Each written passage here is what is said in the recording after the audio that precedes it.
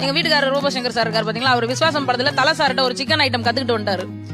சாய்ராம் வீட்டுக்கு வந்து எங்களை படுத்தினா, அப்புறம் எங்க பொண்ணு ஸ்கேல் எடுத்து வெங்காயம் வெட்டுறதுக்கு அளவு சொல்றாரு எங்களுக்கு. சத்தியமான உண்மை சார். என் பொண்ணு வீடியோ கூட எடுத்து வச்சிருக்கா. வெங்காயத்தை இந்த அளவு தான் கட் பண்ண, ஏன்னா சார் அதான் சொல்லி கொடுத்துருக்காரு.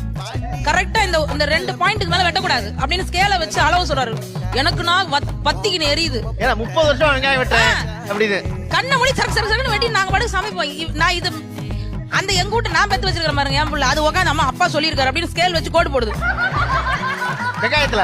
ஆமா, அந்த பச்சை மிளகாய் இருக்குல்லம்மா, அந்த பச்சை மிளகாய நடுவுல கீந்தணும், விதை விழுக கூடாது. எப்படி விதை விழுகாம நம்ம கட் சொல்லுங்க.